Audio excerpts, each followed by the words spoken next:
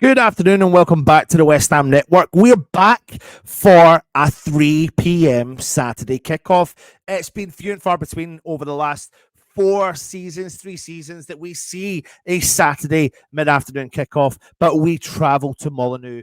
Gary O'Neill's where Wolves take on West Ham, and it's a massive game. Every game's a massive game. I feel like every game right now feels like a cup final, to be honest with you, because we're pushing for a top 7 finish, if you want to say it, in the Premier League, but also we're fighting on all fronts in the Europa League as well. And to get a 4th season in Europe would be massively vital for West Ham, because that would help with our progression, with our route forward, with our options to bring maybe exciting potential manager in, potentially news players coming in the door. And it really does keep West Ham's coefficient score up there, but also opportunities to progress, not just as a club on the field, but a club off the field as a whole. But we are here going to give you our predicted 11 for the game against Wolves. 3 p.m. kickoff today. I'm excited. I hope you are as well. And I think this could be a fairly simple West Ham starting 11. So we do know, of course, that Fabianski is going to be in goal for West Ham. That is down to the fact that Areola did pick up an injury and probably will be missing for the foreseeable future.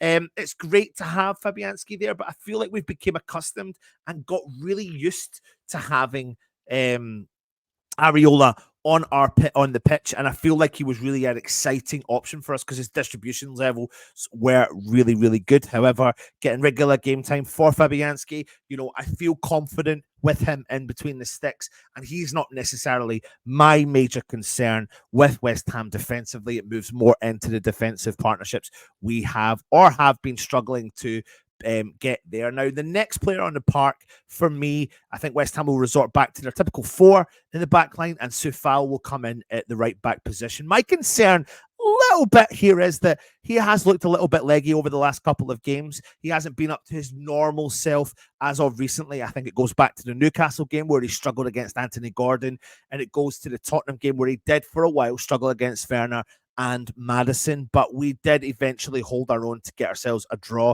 But in particular against the Newcastle game, he struggled because he was backing off players like Anthony Gordon, and we do know Wolves have got some tricky players. So Sufal needs to be on his top form in order for us, West Ham, to progress in this game as well. Now, let me discuss with you the first of our centre-back pairing. So Konstantinos Mavropanos, he maintains his position again starting in this lineup. Now, there's a difference between who I think I want to play compared to who I think Moyes will play, and I think Moyes will play Mavropanos in this starting lineup. I don't see there's been as much maybe. And to be honest with you, I actually think he had one of his best games in his West Ham shirt against Spurs, so he'll maintain that spot there. And then it could be up for debate whether who partners him in the centre back position. But for me, I think David Moyes will go for one man only, and that is the captain of the side, and that is Kurt Zouma. And I think, do you know what? I've got to give Kurt Zouma credit. Kurt Zouma credit.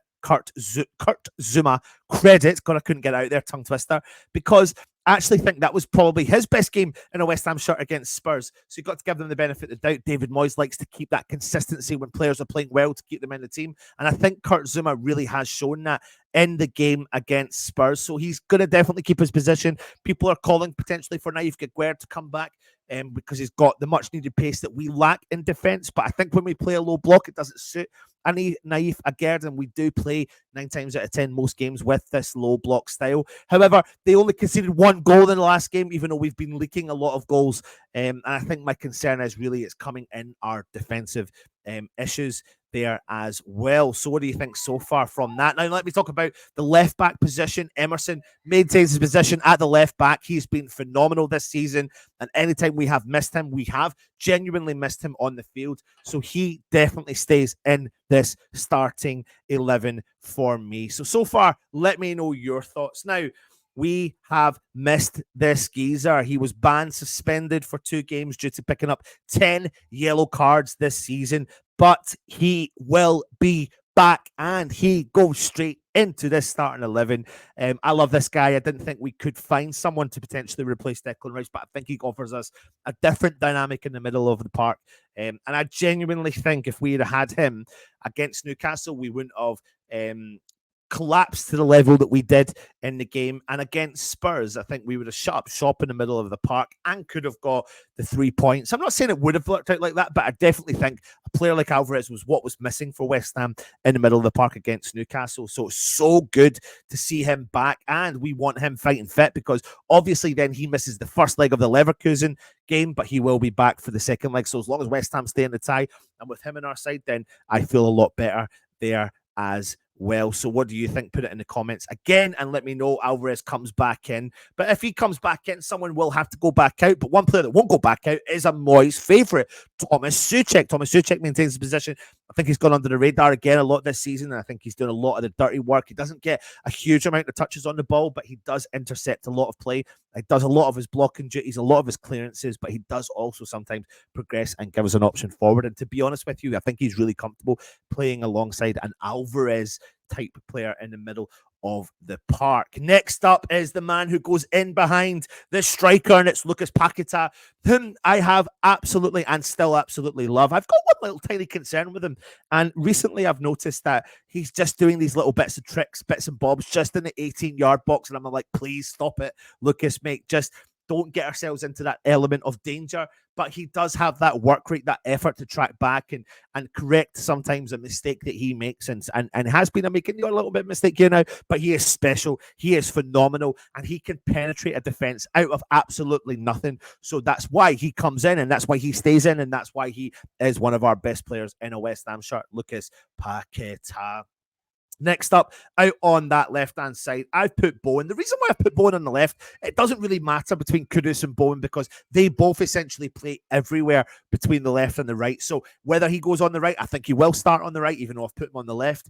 I think at some point in the game, which we saw against Spurs, we will see a switch up, and they'll constantly swap them around. And I think that's really good for West Ham. This is why I've put him in here, is just to let you know that West Ham have that ability to be able to switch up Kudus and Bowen, you know, he's on fire, and the rest. But he's getting goals again, and he's hopefully coming into again a little bit of form at the right part of the season, the business end of the season. Maybe if I click the right one, I'll bring a view Kudus. Now, have a look there. Again, I think that will be swapped. I think Bowen and Kudus will start in different positions, but at some point in the game, you will see them switch it up. We've seen that against Spurs. We've seen that against Newcastle. So genuinely keep an eye out for that. That will happen. And who leads the line for West Ham? Divine Mabama. No, I'm only joking. It's Mickey Antonio, who I think has been working his backside off. He really, really has. 34 years old. I've done a show, obviously, over the past couple of days called I'm concerned about the West Ham squad depth. We all are. You don't need me to tell you that. It's true. We don't have the depth in the squad. But what we do have, and we are becoming reliant on, is Antonio again. And I think he's done really well. He should have put that ball in the back of the net against Spurs. But this is a game that we're going to have to heavily rely on shutting up shop, back in the defense, really relying on Alvarez to break up any form of play, progress that ball forward, and heavily rely on our quartet up top to do the damage. And we need to put to bed these chances, these opportunities. Against Aston Villa, we had opportunities and we didn't take them. And against some of the other teams, against Spurs, we had the opportunities and we didn't take them. We scored 3 goals away from home at Newcastle, but our defense let us down there.